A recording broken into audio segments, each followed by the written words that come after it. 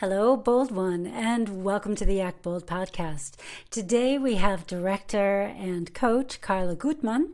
She's a Canadian filmmaker who is now based in Berlin, and she figured out how to get her films into A-list film festivals like Cannes and the Toronto Film Festival, just to name a couple.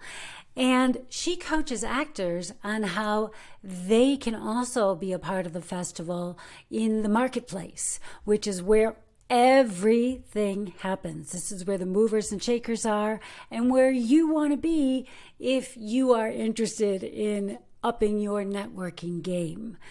So without much further ado, let's jump into the episode. But I just want to say, bonus points if you put in the comments what has changed from now until I introduce Carla. Carla, welcome to the podcast. Yeah. Thank you so much. Thanks so much for the invitation. And I've loved also the interviews you've done already with casting directors. I've been following it, and I think you have a great approach, and it's very fresh. Thank you. You're welcome. Thank you. I really appreciate that. So you're another fellow North American. I guess I didn't realize that you were also half German. Is your mom or your dad German? My mother is German, and I just became a German citizen last October. Oh, good for you. Yeah. I'm applying for that right now. My test results back from the citizenship test. I got 33 out of 33. Congratulations. Yeah.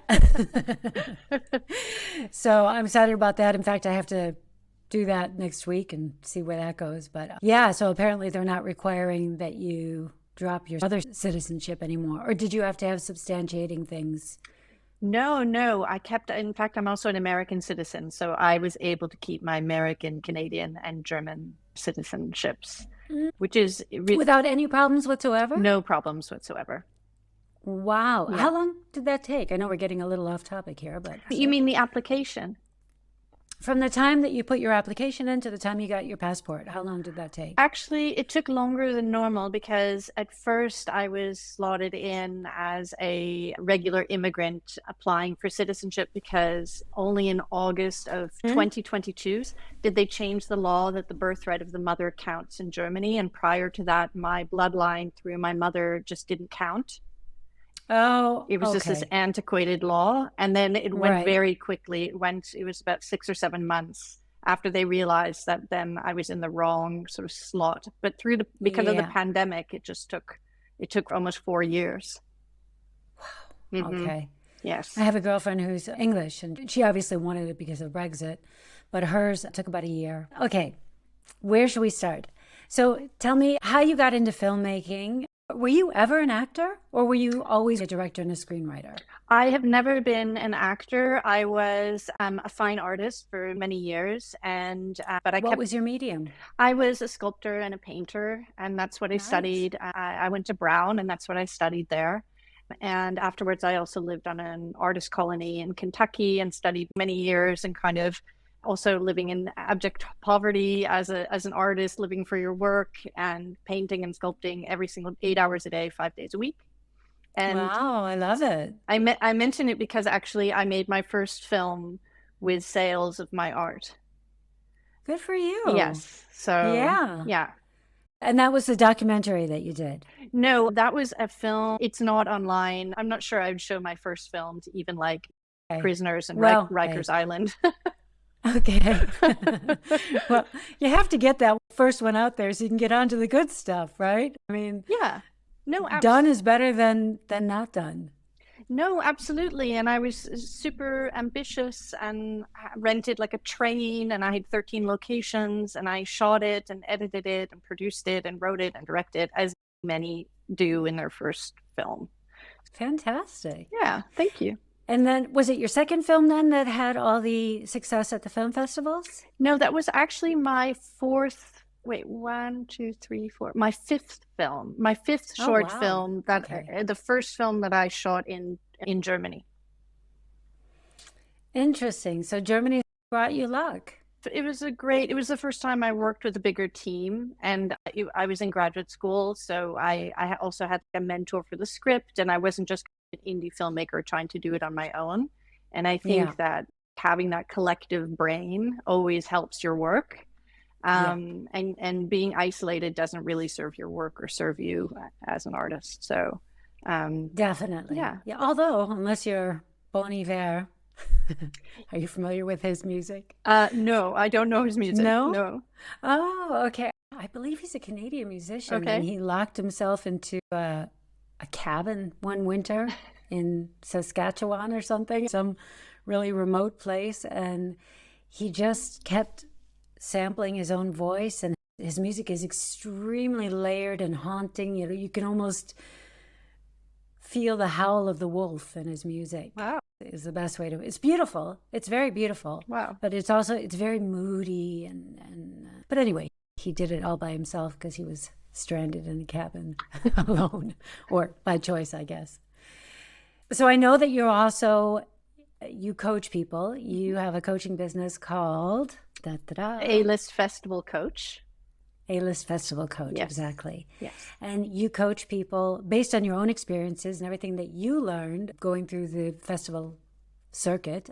And from what I understand, it's just that everybody thinks that they have to do all their networking at night wearing 4-inch high heels and a tight dress and on an empty stomach so their stomach is flat. And, avoid the grasp of men who've had too many cocktails. I don't know. But it's not necessarily the case. So tell me a little bit about that. Yeah, I also want to tie something back in from the passport, because it's interesting. I was thinking about that today, because I wanted to become a German citizen, and as an indie filmmaker, of course, your income is going like this all the time as an artist. Just like an actor. Right. Welcome to the club. And they were giving me flack for that. Like, Germany did not want me to become a citizen if I couldn't sort of show them that I had a stable income. And during the pandemic, I took a 6-month business class, and I dropped my art. And it was the most amazing class with sort of 5 different coaches and, lecture 3 times a week. We had lectures on business. And then I grew this coaching company out of sort of little workshops and little things I was doing. And now I have bona fide programs. And so in the end, it is actually quite interesting how these kinds of, like, the greatest challenges that you're met with in life are often like the sort of secret to something new or something extremely positive that just needs your attention for you to flip Absolutely. it in a different way. Yeah. What do the Chinese call that? I have a word for it. I can't think of the pronunciation in Chinese, but it basically is a combination of chaos or disaster, depending on how you read the word, and opportunity. Uh-huh. And I think it's so beautiful because out of this chaos, out of this disaster, there's always opportunity. Always. You just kind of, cliche as it is, you have to look for that silver lining. And I'm a firm believer that we may not always understand why things happen. And maybe in the grand scheme of things, they're not even happening for a reason. But everybody has the capabilities within them to turn that chaos into reason. Everyone has it within themselves to make something out of that. That's so beautifully put. That's so beautifully put. It's to turn chaos into opportunity. That's beautiful. It's exactly right. And I think with the festivals, it's similar. It's to turn the situation where, when I first started going to festivals, not with my film, my film is called The Double Woman, if I can just mention that, because absolutely. Can we see it anywhere online now, or? Well, I've just sold it to Herflix, which is a new streamer for female directors. Fantastic! Congratulations. Is that a German-based distributor, or who is that? No, they're based in New York City. Oh, yes. Fantastic. Good for you. They've just been starting the last few years, and I had the opportunity through a producer friend who pitched my film, who loved it. And and also in the pandemic, I lost my distributor because they got rid of all the shorts. And then this opportunity came along. So the film is still like alive and well, even after many, many years. Actually, I think it's the 16th year of distribution. Fantastic. That's wonderful. Yeah, that's nice you. To know that it's still doing something. I think so many short films go somewhere very quiet to die a very sad and lonely death. It's so true. It's so true. And it just kind of Yeah. peters out. But to get back to the festivals, I think in that case, when you have a film screening, then you're really taken care of by the festival. I was taken care of beautifully by TIFF, and they have dinners and they introduce you to people. And I particularly had a good slot, because that's chosen at random if you're on like Sunday morning at 8:30 in the morning or whether you're slotted in later. And I happened to be in a slot with the lyricist for Avril Lavigne, and she was in a film, and so all these distributors came to my slot and they picked up her film and then they picked up mine, and then we all got to go to some big time magazine party and what have you. This was many, many moons ago, but I think and also TIFF was great. They had people who did your press clippings for you after your screening, and you had a little nice. mailbox, and they really, really took care of you. But the thing is, when you don't have a film in the festival, then you're sort of like, in the beginning, I was a little bit naive. I didn't know how to move through it, or how do I manage this festival? And I would exactly that. I mean, I wasn't starving myself because, well, I'm not an actress, but but I would wear beautiful dresses and go to parties, and I was absolutely not taken seriously. And of course, there's harassment, and I had the feeling, okay, I felt so helpless. Like, how am I going to move my career forward for the next film and the next one and be taken seriously and talk to a producer who isn't tipsy at the end of a long work day? Yeah, I don't know if that's also been your experience too. Yes, as an actor, definitely. But I also, was it last year, the year before last, I had a lot of success with my full-length screenplay. And so it won a bunch of awards. I was a finalist in many, many festivals. But I wish I had taken your coaching class, because I didn't know how to make the most of it. I got invited to the festivals and I went to a couple of them, but I don't know. There wasn't any sort of, it wasn't nearly as structured, I guess, as TIFF, the ones that I went to. The biggest one was probably Evolution on Mallorca, which is a big one here in Europe. But it could have been better organized. They were very, very sweet, but I just felt left in the lurch, to be very honest. Okay. And I would have I don't know that Mallorca actually has a marketplace, which I know is what you deal with and what you recommend. But it certainly would have been interesting. So let's get into that. I know that you just coached a bunch of people. 30, how many people went to Cannes this year? Well, I coached, including Berlinale, so Berlin and Cannes together was 35 actors altogether. And then a portion of them went to Cannes and some just did Berlin. So in December, I actually did a combined Berlin Cannes workshop, but that was a little bit too much, I think, for them. So then in the spring, I just did Cannes, and I do these workshops seasonally. And then, of course, in the summer, I'll do a workshop about TIFF. And TIFF doesn't have a market, but they have a fantastic industry conference. So there's still a way for you to kind of, to leverage being there in a very high value way, actually. Yes. Fantastic. Yeah. Do you ever come down to the Munich Film Festival? I've never. I know you're based in Berlin, right? Yes, I'm based in Berlin. I go between actually Berlin and Stockholm because Scandinavia I have been fascinated by, and I have gone up there for 4 months or 5 months a year for the last 10 years. In the summer, I take it. Actually, throughout the year, and also going to the Gothenburg Industry Conference because they have a great industry sector as well, and not a market.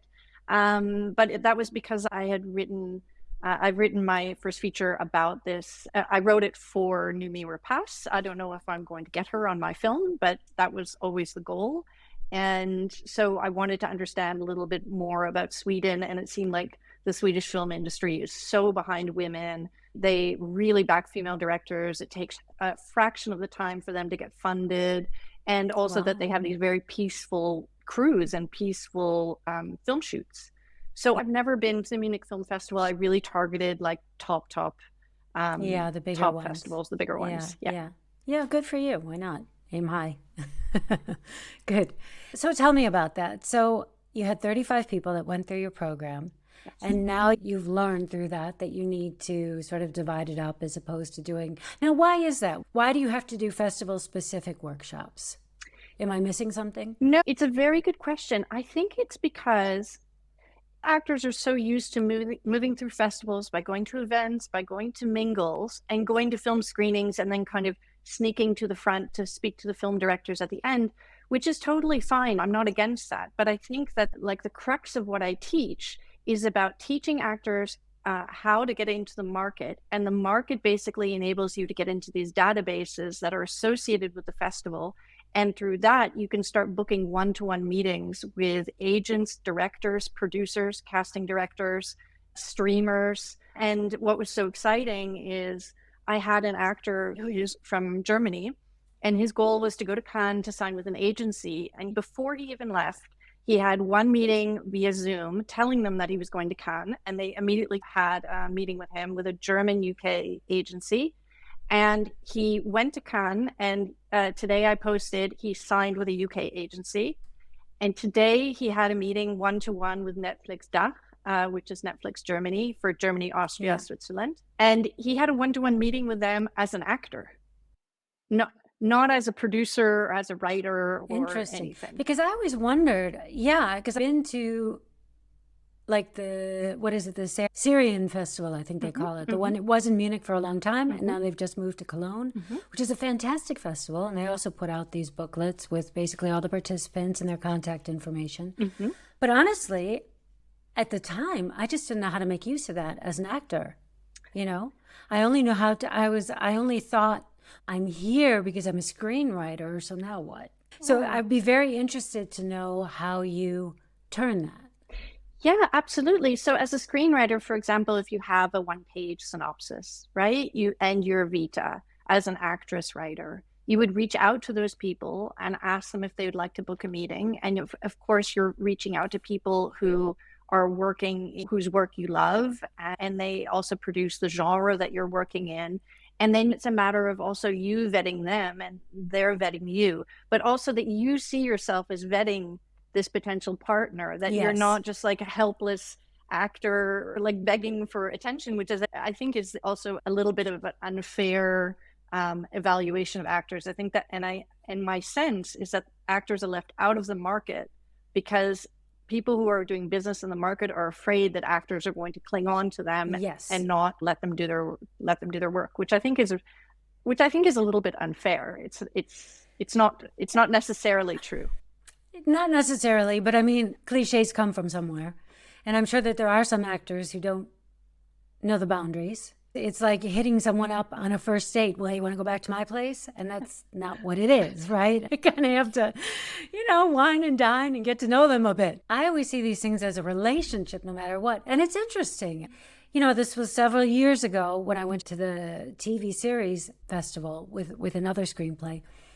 But I've really come to this, because I had studied life coaching. I'm a certified life coach, and I did it basically for myself so that I could understand myself better. And then through that, I realized I could also help other people. But a lot of it, as actors, you're so often told, as I'm sure you've heard, don't call us, we'll call you. You just wait over there. It can be very disempowering if you let it. If you let people take your power away. Now, that doesn't mean you have to be pushy, but I think that there's a way to be assertive with grace and charm. Absolutely. And that goes a long way. But absolutely, because I think the thing is, what's so special about these A-list festivals is, firstly, you have top directors who are there. You have top producers who are there, top agents who are there, who are scouting for talent. Casting directors tend not to all be in these databases. They're a little bit more like the unicorn in the woods. However, it doesn't hurt to tell them you're going to be at Cannes or Berlin or TIFF, and also to make a humble request if they have time for a 20-minute meeting, not like a 1-hour meeting. But the thing that I've noticed is that, like, at A-list festivals, you're not doing a cold call. Right? So they know that you're going to be there. A good example is this actor. He said it was so funny. He got in touch with this German agency, and they didn't want to meet in Germany. They wanted to meet in Cannes. It's when everybody opens up, and then when the festival's over, it's like the shutters close. And I think then it's so much harder as an actor to get an agent, to get representation, to get a manager, maybe get a manager in the US.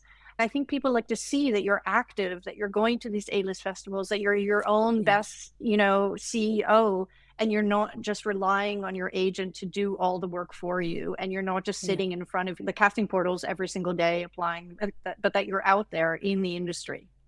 Absolutely. I fully agree. You have to be proactive. Yeah. Yeah. So tell me about it. Brag a little bit. Tell me about some successes that you've had with some of your students. Brag about the actors. I would love to. So that was quite a big success. And I was also very impressed that he got a one-to-one meeting with Netflix Germany. I know producers who don't, really great producers who don't even achieve that. So kudos to him. And this was based on a short, just so I understand, this was based on a short film that got into Cannes. No. He's an actor. Purely an actor. He's an actor, and he has a production company. But he has like a couple of shorts to his name. So I can demystify some of that as well, because like last year, I had two actresses come to me, and both of them had never been to Cannes. It was like this lifelong dream. They both thought that they needed to be invited, that they had to be, in a film in the official selection. And this is wrong. Like, you can apply to Cannes as an actor or for the market if you have 3 short films that have been at festivals. You don't need anything else. You don't need a BAFTA. You can go to Cannes. And so both of them got into the market.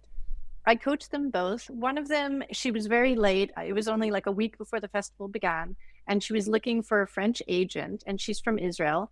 And she has no French on her reel. And she met her agent at Cannes, who is French, because she was able then to speak to her in French, right? Yeah. And this never would have happened if she had sent an email with her reel and her headshots. Never, and her vita.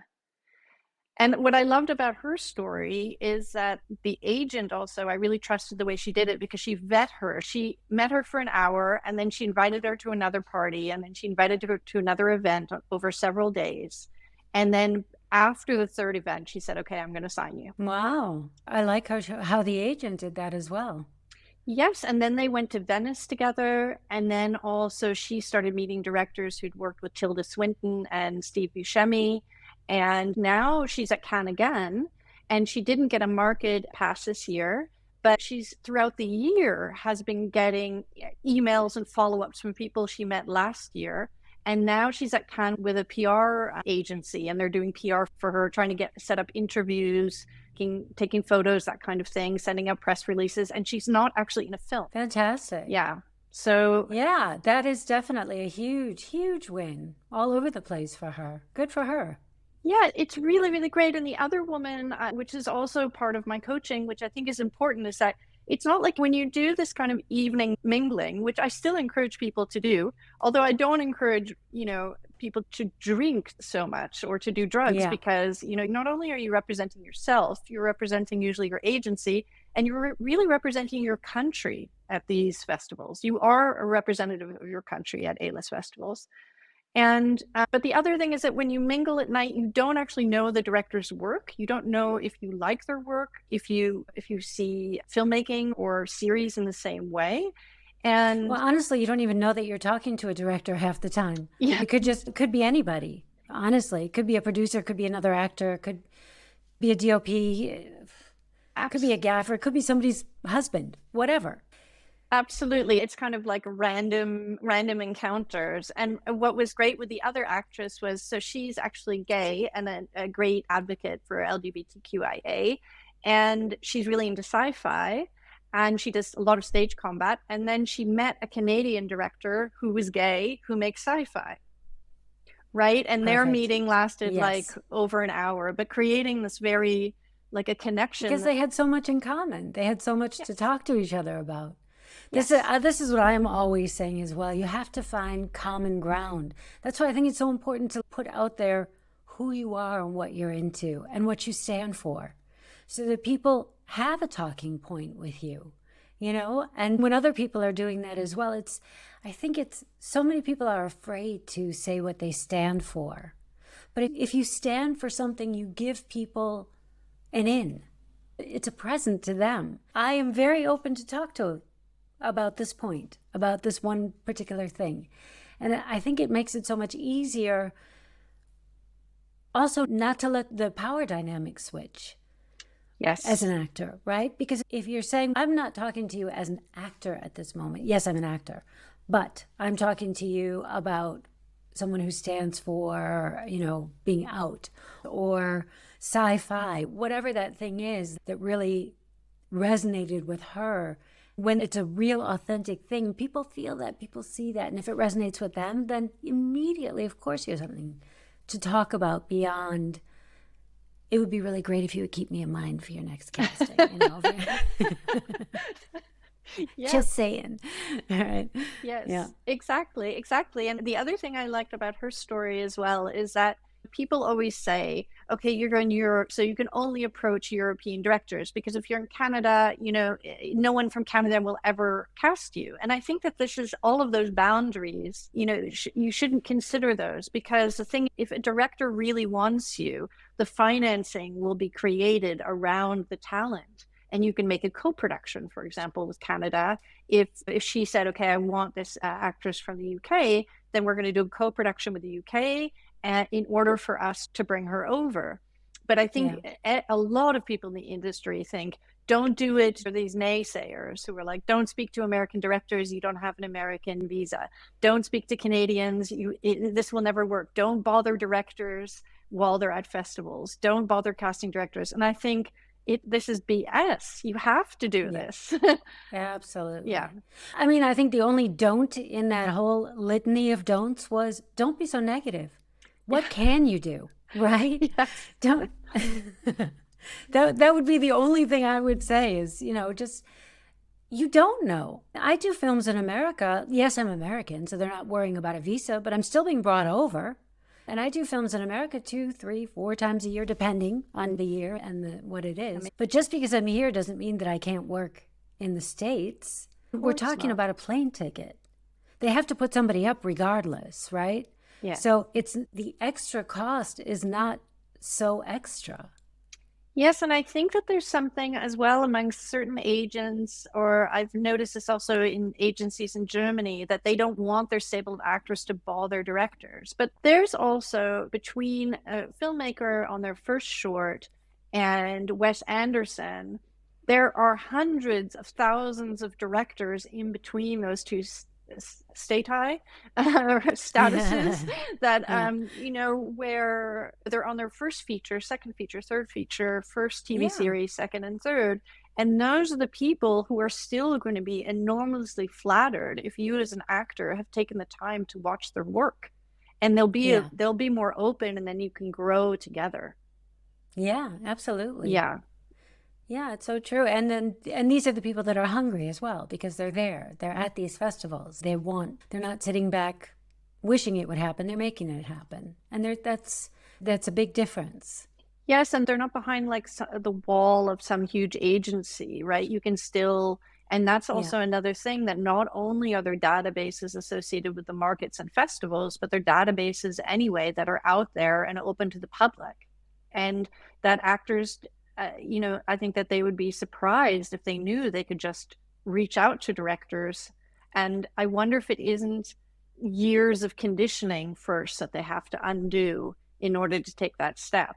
But I'm hoping maybe with this talk, people will be inspired.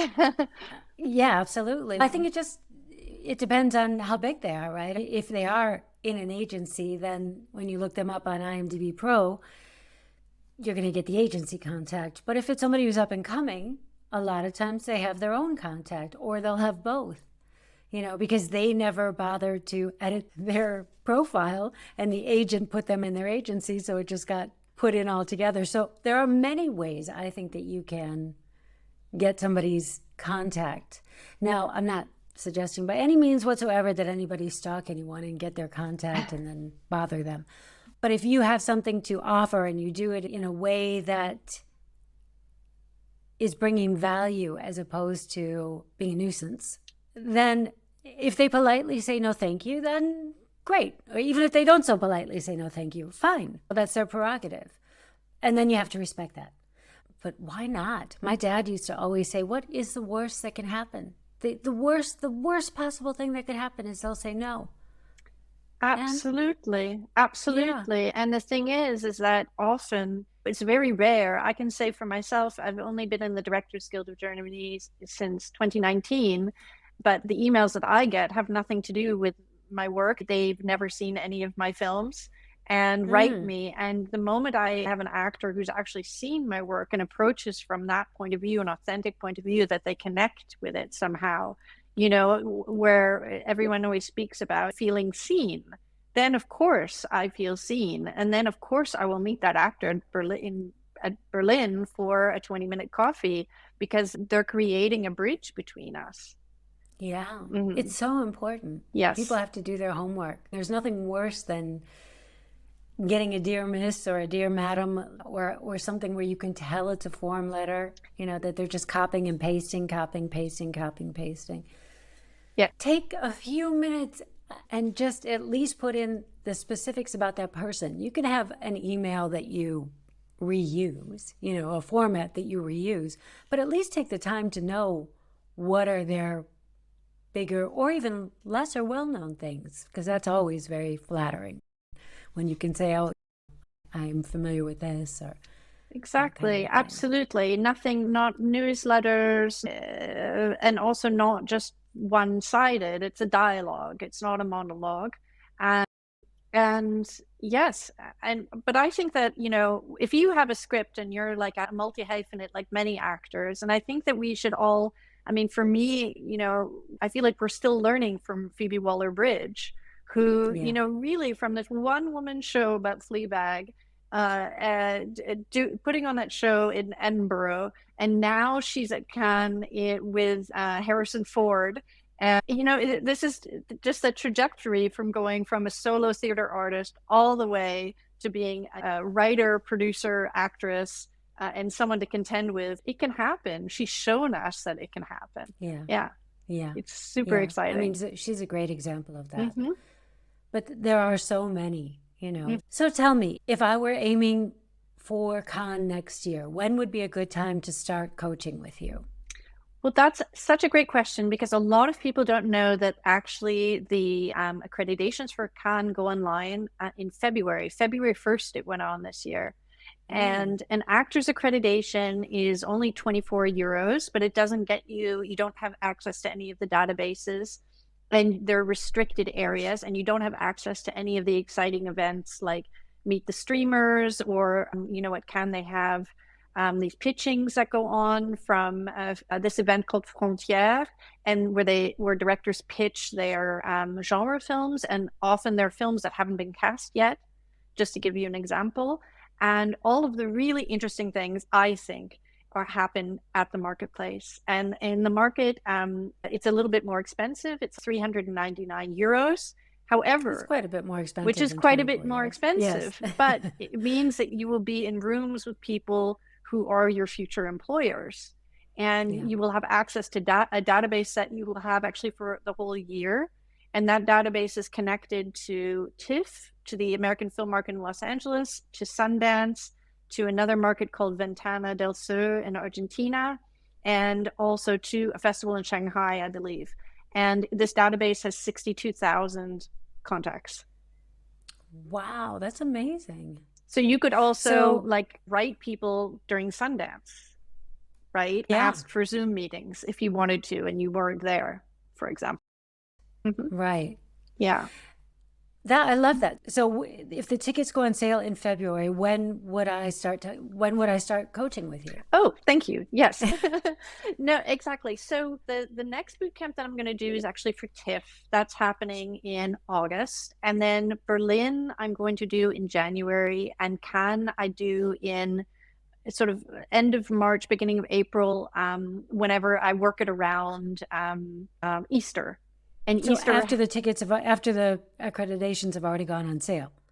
yes. But Why? Why because do I you run wait? this Facebook group, I always notify everyone about when to do their application. And then also we do like one sitting to help with the application prior to the boot camp. If they know that they're going to do the boot camp, then I help them with their applications. There's certain like tweaks that you have to do to make sure you get in. And if you don't do these one or two little things, the market rejects you. Okay. And this actor who just signed with the agency, he was rejected, and then we reworked it, and he got in. And we'll see how it goes. But we'll probably do an Instagram live about that, because he went from being rejected at Cannes to getting signed at Cannes. Wow, amazing. What a journey. That's a film in itself, right? Absolutely. Yeah, the full arc. I don't know whether you said it and I just missed it, but why do you have different coaching segments for the different festivals? Why can't, since the databases are all combined, why do you have to have a different one for each one? Why don't you just have a rolling every other month, do a festival? It's a very good point. So the reason why is that, so Berlin has a different database than Cannes, and Cannes shares the same database with TIFF, but TIFF doesn't have a market. And so when I do these boot camps and the databases aren't open, like let's take Berlin, for example, so that you don't have access to the database until around 4 weeks ahead of Berlin. So like some sort of middle beginning of January, it goes online, and there you can finally start doing your research, and you wouldn't be able to do it the rest of the year.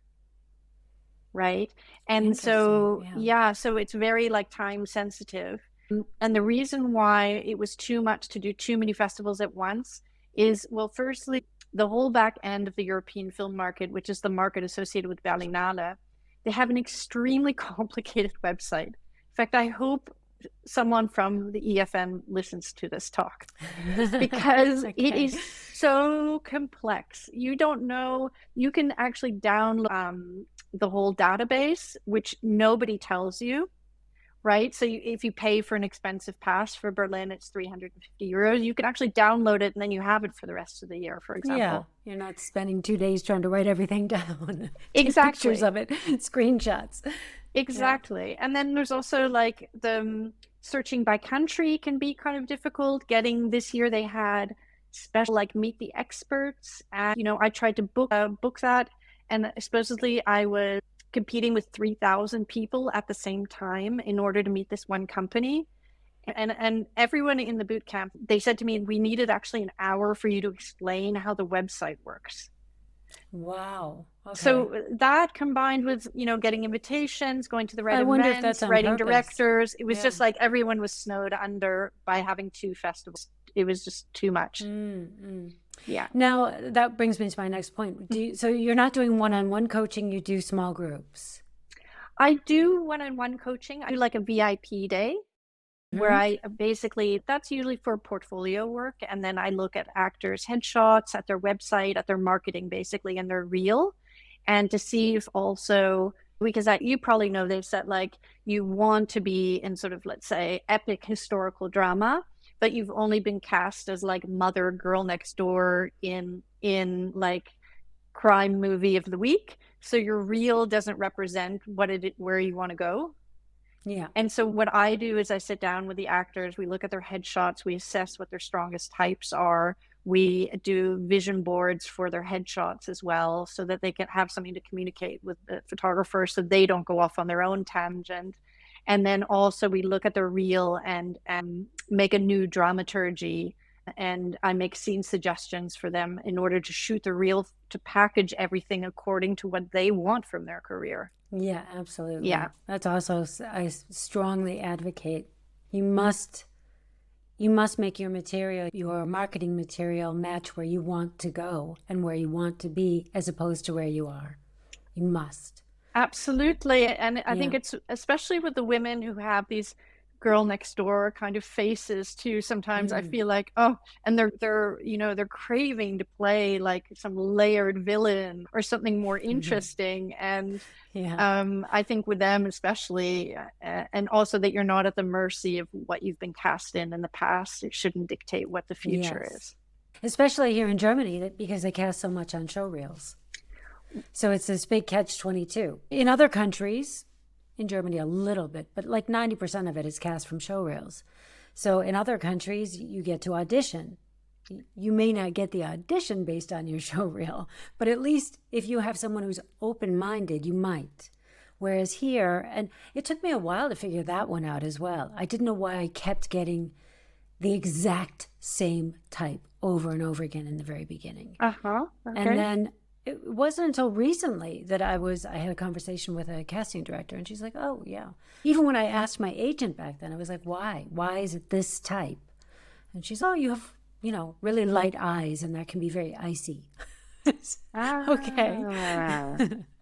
Maybe I do, obviously, and I'm strong, so that, that it goes into a certain archetype. But if you know me at all, I am not this icy, still woman. I can play that, yes, but I don't want to always just play that. Of course I want some variety. Yeah. And that's what was happening, was I was playing this type of really like a spider waiting to sink its fangs into its prey any second type character. And while that's fun at times, it gets a little repetitive, But anyway, I did that by changing up my reel. I was like, okay, now I get it. You need to see something else. So let me show you how to cast me. So. Exactly. And that's exactly what it is. It's you are actually directing people. You're showing them, you're giving directors direction. When your reel represents exactly what you want from your career, and looking back for posterity that you can say had some leverage in deciding that.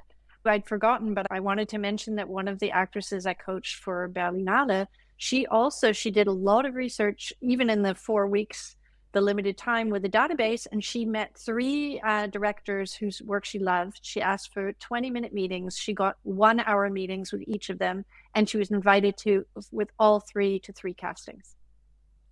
Fantastic. Yes. That is so wonderful. Yes. For myself, it was a huge change for me when I learned finally. I had someone from Los Angeles at the Canadian Embassy in Berlin pull me aside and be like, you are doing this wrong. And in 20 minutes, this woman educated me and thankfully, and berated me for how I was moving through the festival at these parties. But she changed my life. Oh, wow. Okay. Interesting. So I'm curious, what were you doing that she felt so compelled to pull you aside and say, you're doing this wrong? Well, I think I had been to like an Alte party, the German channel, exactly, for those, or German French channel. And I went to a party there, and I think that night also I got harassed by someone working actually for the Venice Film Festival. Then I got propositioned from an acquisition exec at HBO. And then I saw a producer from the BBC, and he told me his hotel was down the street. It was kind of like, it was almost like a joke, like that one evening was a joke. And I was in a dress, but something actually quite pretty and conservative, nothing out there. Not that remotely matters, right? No. And I told her this, and she was like, you are doing this all wrong. You are Canadian, you have a Canadian passport. You need to book meetings with Canadian producers. You need to go to the market. You need to get a different pass. This is how market works. This is the database. In 20 minutes, she kind of gave me a mini class and completely set me straight. Your life. Totally changed my life. Totally changed my life. Have you ever reached out to her to tell her? That's really interesting. I haven't. I'm not. You should. I should tell her. Yes, you absolutely should. Yes. Isn't that funny? I think we have these chance meetings with people, and they do change your life. She really did change your life, right? And she should know that she made such an impact on you. I'm sure she'd be thrilled. I should reach out to her. And also I love passing it on, because then all of a sudden these actors are like, wait, I can do this? Like, yes, you can. Yeah. Yeah, absolutely. So tell me, do you have any tips for me as an actor, for the actors that are listening to this? What do we need to know? People, get your pencils, get your paper, get ready. It's coming. Absolutely. Absolutely. Three hot tips for everybody. I'm just going to look at my notes to make sure that I'm hitting them on the head. So for your IMDb credits, many actors don't know that you can get accredited for commercials, music videos, when you play yourself in a documentary, movie of the week, web series, and fiction. It doesn't have to just be, leading role in The Crown, right? You deserve all of these things. So my first tip is get as many credits on IMDb as possible, because IMDb is the way that you're vetted by these markets. Okay. The second tip is to get your accreditation as a multi-hyphenate. So if you have, you want to be accredited as a writer, also as a director, or as a producer, executive producer. I know if you have shot a short film over a weekend that you wrote and produced for $20 or 20 euros, you are a producer. I think people, and that's what happened last year at Cannes, I think they had so many credits and they just didn't realize that, oh, wait, actually, I did make that movie and I did do that. And I was in a feature documentary and I played a small scene, a narrative scene they had in the documentary, et cetera, et cetera. Dig deep into your past files and really look, oh, yeah, I did write that. And I get all of this up onto IMDb because what the market's like are these multi-hyphenates. Interesting. Because it used to be like the kiss of death to be a multi-hyphenate, but right, everybody is these days anyway. Yeah. Absolutely. And the market will not accept if you just apply as an actor. So that's interesting. That's also my third tip. So you can do your application. What was the second one? What did I miss? Sorry. Wait, so you the said first IMDb? was IMDb as an actor. Make sure you get Okay. everything in all music video, commercials, et cetera, Yeah. all the different categories. And then the second one was to make sure you get your IMDb credits as a multi-hyphenate on IMDb. Okay. And the third tip is don't apply to the markets as an actor because they will turn you down. You have to apply as a multi-hyphenate. Are you allowed to mention that you're also an actor? Yes. Okay. It just can't be exclusive. It can't be your exclusive identity when you apply. And is more better in this sense? So is it better to be a multi-hyphenate, or is it better to be just an actor and a screenwriter, or an actor and a producer? That's a really good question. I think it would be like how many, if you had 3 producing credits and only 2 acting credits, and I'd say go with the actor producer. It's more like what's reflected on your IMDb profile. Okay. Yeah, in terms of number.